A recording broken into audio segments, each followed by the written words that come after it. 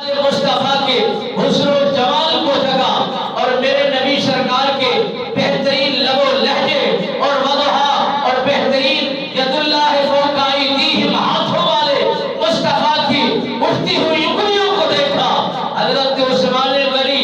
آنکھیں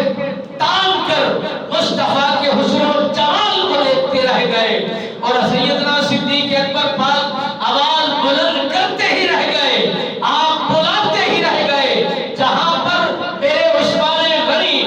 جہاں پر قدم لگا چکے تھے، قدم جما چکے تھے اور محبت کی نگاہیں ڈال چکے تھے، اب ہوش و حواس نہ رہا اور نگاہیں کام کرنا چھوڑ گئی اور عقل کام کرنا چھوڑ گیا۔ اب یہ خبر نہیں رہی کہ آگے بھی قدم اٹھانا ہے، کہیں اور بھی دیکھنا ہے اور فیصلہ اس کے علاوہ بھی کچھ اور کرنا ہے۔ نہیں نہیں، جیسے ہی میرے مصطفیٰ کے حسن و جمال کو دیکھا، میرے مصطفیٰ کے کمالات کو دیکھا اور میرے نبی کے زلف امبرین کو دیکھا اور بہترین ید اللہ فوق ایدیہم کے ہاتھ والے مصطفیٰ کو دیکھا، تکتے ہی رہ گئے۔ میرے نبی نے فرمایا اے عثمان کیسے آنا ہوا؟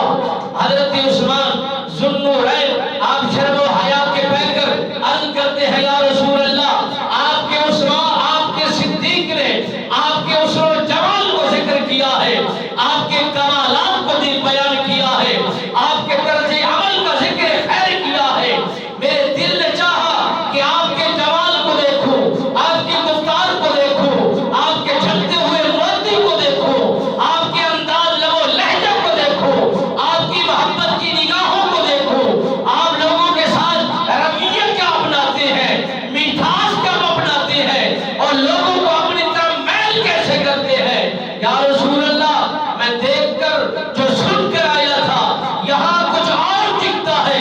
دکھنے میں تو انسان ہے مگر میرا جی چاہتا ہے آپ انسان نہیں، آپ ملائکہ